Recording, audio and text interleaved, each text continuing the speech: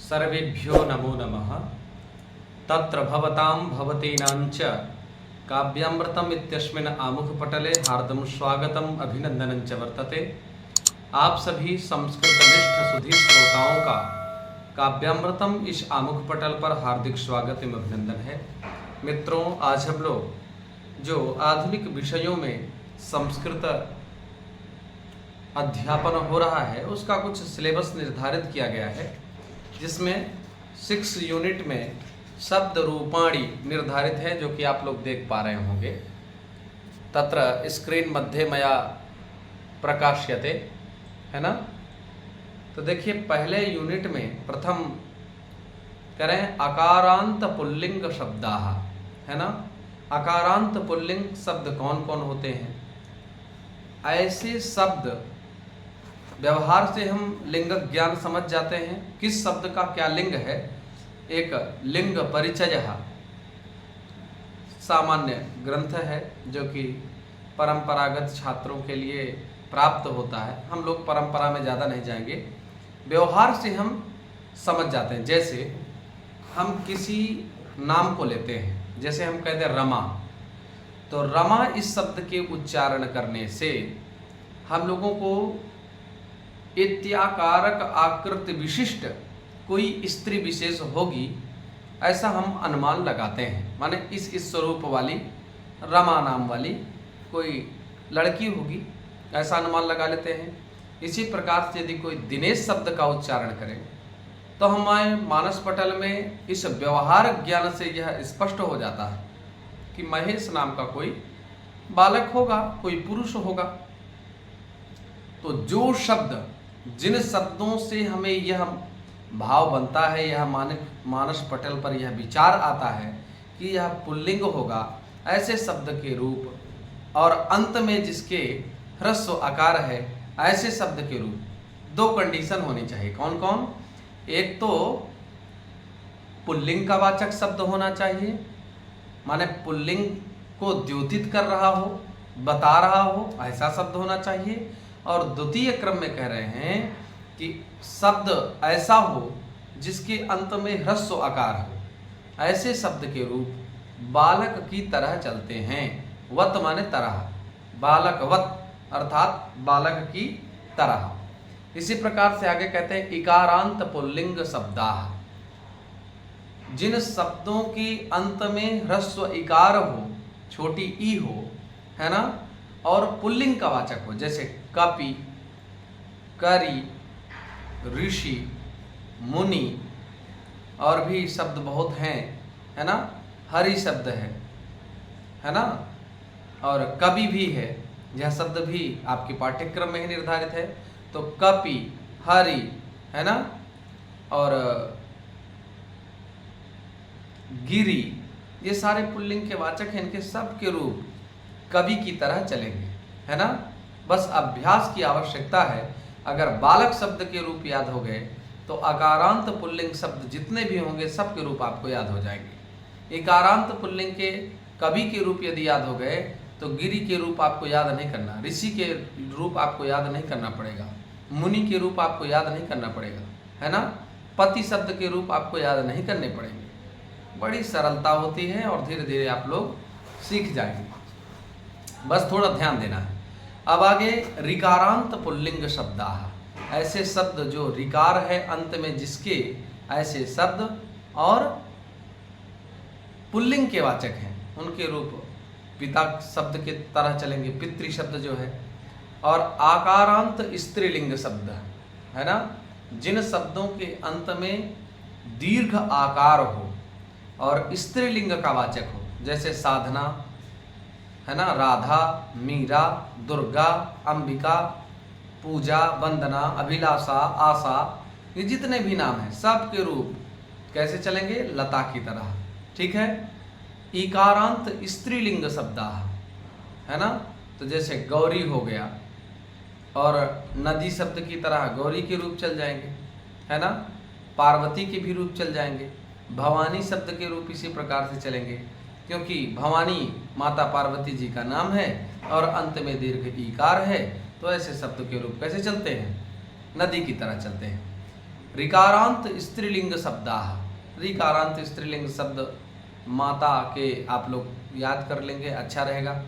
हलंताः माने कुछ शब्द होते हैं अजंत जिनमें अच अंत में होता है, अर्थात स्वर वर्ण अंत में होते हैं, उनको अजंत शब्द कहते हैं। और जो शब्द हल होते हैं उनको हलंत। जैसे राजन में देखिए ना शब्द जो है अंत में जो ना लिखा है ये हल है। भावत में जो ता शब्द है ये भी हल है, इसलिए हलंत है। विद्वत शब्द में जो सा है वह भी हलंत है, इसलिए ये हलंत। और पुल्लिंग का राजन कहने से माने कब बढ़िया सुंदर आभूषण को धारण करने वाली ऐसी अर्थ की प्रतीति तो नहीं होती। हमें ये लगता है कि कर्णों में कुंडलों को धारण करने वाला, मस्तक पर मुकुट को धारण करने वाला, अपने कटिप प्रदेश में एक खड्ग को धारण करने वाला कोई राजा विशेष है ना। गुणिन शब्द, इसके भी रूप आगे हम लोग चर्चा करेंगे। कुछ सर्वनाम शब्द दिए गए हैं जैसे कि अस्मत् शब्द, युष्मत् शब्द, तत् शब्द, इदम शब्द, किम शब्द। तो अस्मत् शब्द से अहम आवाम वयम, युष्मत् शब्द के त्वम युवाम यूयम, तत् शब्द से सह तौ ते, तीनों लिंगों में चलेंगे। अस्मत् युष्मत् शब्द के तीनों लिंगों में यही रूप चलते हैं। इदम शब्द के रूप हो गए, किम शब्द के रूप हो गए, सब जान लेंगे। तो सर्वप्रथम हम लोग चूंकि बालक शब्द से ही प्रारंभ है, देखिए अकारांत पुल्लिंगः बालक शब्दः है ना। अकारांत पुल्लिंग बालक शब्द के रूपों के बारे में हम लोग पहले चर्चा करते हैं। तो देखिए ये प्रथम पंक्ति में ऊपर लिखा है एक वचनम, द्विवचनम, बहुवचनम है ना, तो ये समझ लेना चाहिए। ठीक है। अब देखिए एक वचनम लिखा है तो मतलब एक वचन। जब कभी हमें एकत्व संख्या का बोध कराना होगा तो हम लोग एक वचन का प्रयोग करेंगे। एक साइड में जो लिखी हुई हैं ये विभक्तियां हैं और एक वचन, द्विवचन, बहुवचन ये जो लिखा हुआ है ये क्या है, ये तीन वचन होते हैं। संस्कृत में तीन वचन होते हैं और 7 विभक्तियां होती हैं और 8वीं विभक्ति को हम संबोधन, और संबोधन में ही भी प्रथमा विभक्ति होती है, तो विभक्तियां होती हैं केवल 7। ठीक है। अब इनका राम शब्द के जैसे बालक शब्द के रूप हैं, उच्चारण भी सीख लेते हैं। बालकः, बालकौ, बालकाः, ये प्रथमा विभक्ति हो गया है ना। बालकम, बालकौ, बालकान, ये द्वितीया विभक्ति हो गया। तृतीया में बालकेन, बालकाभ्याम, बालकैः, ये तृतीया विभक्ति हो गई। चतुर्थी विभक्ति में बालकाय, बालकाभ्याम, बालकेभ्यः। पंचमी में बालकात्, बालकाभ्याम, बालकेभ्यः। षष्ठी में बालकस्य, बालकयोः, बालकानाम। सप्तमी विभक्ति में बालके, बालकयोः, बालकेषु। ठीक है। अब संबोधन में जैसे प्रथमा विभक्ति में बालकः बना है, बालकः रूप है, उसी प्रकार से संबोधन में भी बालकः होना चाहिए। लेकिन एक सूत्र है एंग हृस्वात् संबुद्धे है, तो संबुद्धि में सु का लोप हो जाता है। तो आधुनिक लोग इतना जाने कि संबोधन में अकारांत पुल्लिंग शब्द के रूपों में संबोधन में प्रथमा विभक्ति के जैसा ही रूप होता है, केवल विसर्ग नहीं होती, ये मान लेना। ठीक है। तो बालक शब्द के रूप हो गए। आगे अब इकारांत पुल्लिंग के रूप में कवि शब्द के रूपों का जिक्र किया गया है। चूंकि आपके पाठ्यक्रम में तो हम लोग कवि के रूप देखते हैं। देखिए इसमें भी एक वचन, द्विवचन, बहुवचन, ये सारे रूपों की प्रक्रिया है, इनको कहते हैं शब्द रूप। और एक होते हैं धातु रूप, है ना। ये शब्द रूप है, वो धातु रूप, धातु माने क्रिया, है ना। तो इसमें भी कवि शब्द के रूप देखेंगे। कवि ही प्रथमा विभक्ति में, कवि ही, कवि, कवयः। द्वितीया विभक्ति में कविम, कवि, कवीन। तृतीया विभक्ति में कविना, कविभ्याम, कविभिः। चतुर्थी में कवये, कविभ्याम, कविभ्यः।